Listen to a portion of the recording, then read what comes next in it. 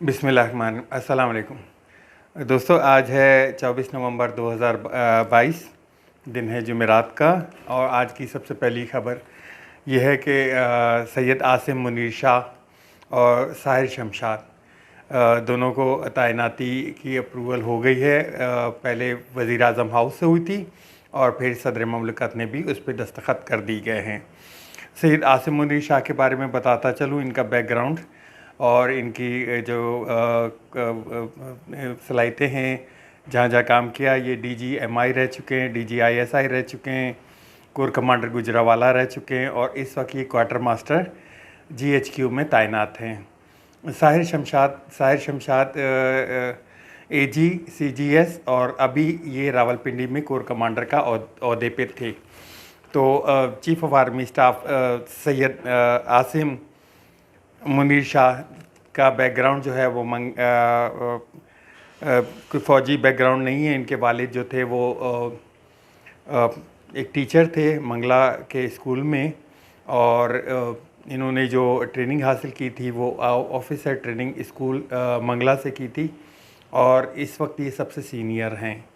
ये रिटायर्ड हो रहे थे 27 नवंबर को, और अब जैसे कि अप्रूवल हो चुकी है इनकी, तो ये 4 स्टार जनरल प्रमोट हो चुके हैं और ये चीफ ऑफ आर्मी स्टाफ तैनात हो चुके हैं। साहिर शमशाद वो चीफ जॉइंट ऑफ स्टाफ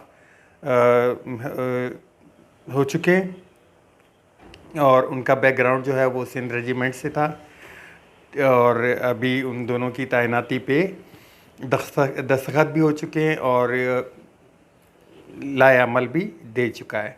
सुबह शुरू करते हैं। जब ये स्टार्ट हुआ था, जब मीटिंग हो रही थी, कैबिनेट मीटिंग वज़ीर आज़म हाउस की, तो वज़ीर आज़म हाउस के वज़ीर आज़म के इत्तेहादियों ने, जो PDM के इत्तेहादी हैं, उन सब ने अपना एक तरह से जो भरोसा है, जो हिमायत है, उसका वज़ीर आज़म को यकीन दहानी कराई कि उनका जो भी फ़ैसला होगा वो माना जाए, मतलब सर तस्लीम किया जाएगा। तो ये दोनों नाम जब सुबह जैसे ही इनकी अप्रूवल लेके और दस्तखत के लिए समरी जो है वो सदर हाउस भेजी गई, तो उसी वक्त फ़ौरन जो है मीडिया की तरफ से एक ट्रोल शुरू हो गई कि देखते हैं इसमें सदर को कोई मुशावरत नहीं करनी चाहिए, ये नहीं करनी चाहिए और जल्दी साइन करना चाहिए, मुल्क को एक इस्तेहकाम की तरफ लेके जाना चाहिए। और जब ये समरी सदर को मौसूल हुई, तो सदर मुशावरत के लिए इमरान खान के पास लाहौर रवाना हो गए, और वहाँ उनकी कोई 45 मिनट इमरान खान से मीटिंग हुई। मीटिंग के बाद वो इस्लामाबाद वापस आए और उन्होंने 15 मिनट या 20 मिनट के अंदर अंदर साइन करके और उसका नोट भी जारी कर दिया।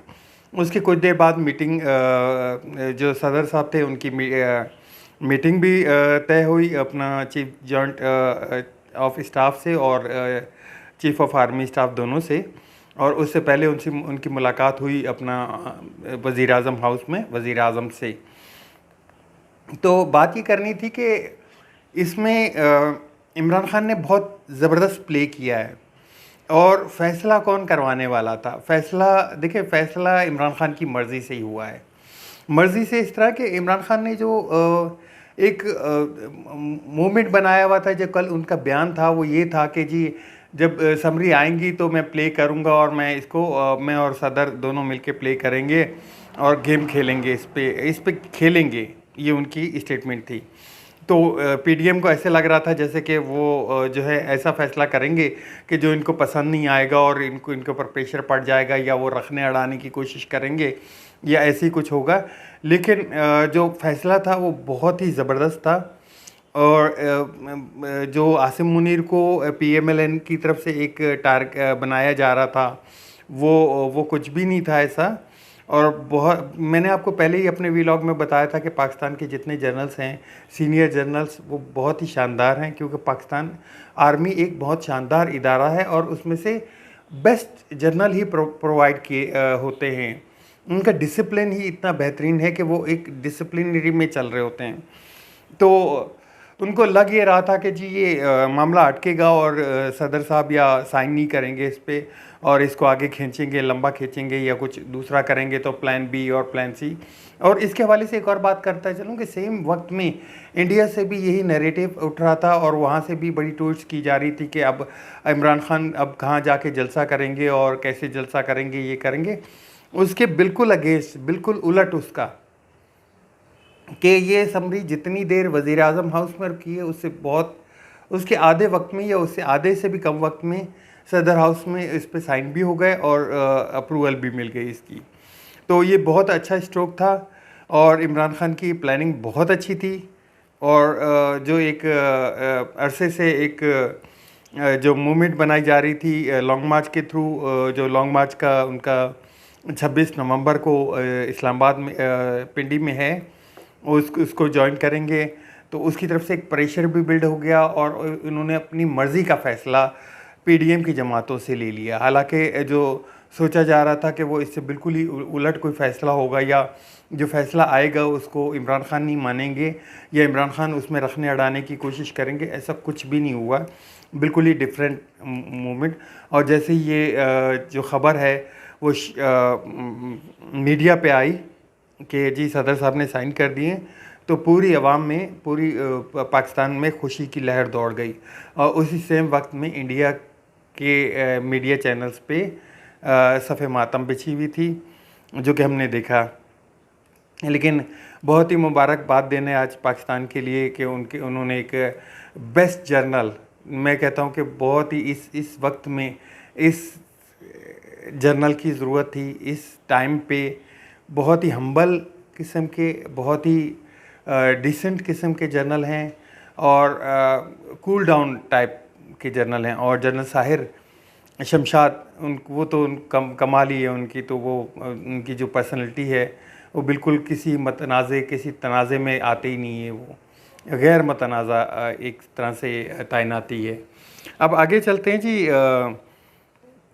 उसके थोड़ी देर बाद कोई एनओसी इशू हो गई इमरान खान के हेलीकॉप्टर को, जो कि हेलीकॉप्टर का एक मसला हुआ था कि जी वो परेड ग्राउंड में उतरना चाहता है, तो जीएचक्यू की तरफ से एक समरी एनओसी इशू कर दी गई कि जी जब चाहे उतरना चाहें इमरान खान साहब और वहाँ से डिपार्चर भी करना चाहें तो कर सकते हैं, उसकी एनओसी अप्रूव हो गई। इसके अलावा चलते हैं हम, एक लेटर कल जो चीफ़ सेक्रेटरी साहब ने इशू किया और तमाम जो सूबे हैं उनके चीफ़ सेक्रेटरीज़ को ये भेजा गया कि इमरान खान की जान को बहुत ज़्यादा थ्रेट है और बहुत बड़ा एक धमाका उनकी रैली में किया जाएगा या उन पे दोबारा एसेसिनेशन का एक अटैम्प्ट किया जाएगा। तो उस हवाले से मैं बात करता चलूँ कि बहुत ही मज़ाहिका ख़ैज़ जो उसमें सारा इल्ज़ाम टीएलपी पे लगा दिया। आपको पता है कि लास्ट जो वज़ीराबाद का वाक़या हुआ था उसमें टीएलपी के साद रिजवी साहब ने फ़ौरन आके उसकी मज़म्मत भी की थी और उसकी अपना क्लियर लफ्ज़ों में कहा था कि हम इस चीज़ की, ये मजहबी जुनूनियत जो इस टाइप की हो, इस पे बिलीव नहीं करते और इसमें हमारा बिल्कुल हाथ नहीं होगा। तो उस पर एक दिखाया जा रहा था कि जी धमाका होने का ख़दशा है और एक जो है बहुत वो एक तरह से हेजिटेट क्रिएट करने की कोशिश की जा रही थी। तो ये होना तो नहीं चाहिए। वैसे भी तो जो उनकी हिफाजत है, जो रैली की हिफाजत है, उसको पूरी इदारों की ज़िम्मेदारी है उनको देखना और उन पे नज़र रखना। तो ये है। बाकी मज़ीद अभी मुझे कुछ बात करनी थी कि बाजवा साहब ने जो ख़िताब किया था वहाँ पे, अपना उनकी जो अलविदाई तकरीब थी उसमें ख़िताब किया था, उस पर मैं थोड़ी सी बात करूँगा, लेकिन अभी कुछ टाइम नहीं है। कुछ थोड़ा सा मैं कल इस पे एक लॉन्ग व्लॉग बनाऊँगा तफसीली और आपसे बात करूँगा इंशाल्लाह। जो बातें उन्होंने की वो पॉइंट रख के और उन पे बात की जाएगी, क्योंकि उन्होंने मशरक़ी पाकिस्तान के हवाले से बात की और पाकिस्तान और पाकिस्तान आर्मी और जो अवाम है उनके दरमियान में जो फासला बढ़ गया था उसकी वजह से, और जो उनको एक्सटेंशन मिली थी उस लिहाज से भी मैं बात करूँगा। तो कल इंशाल्लाह एक ज़रा लंबा व्लॉग बना के उस पर तफसीलन बात कर ली जाएगी। तो मिलते हैं कल इंशाल्लाह नेक्स्ट व्लॉग में। अल्लाह हाफ़िज़। पाकिस्तान जिंदाबाद।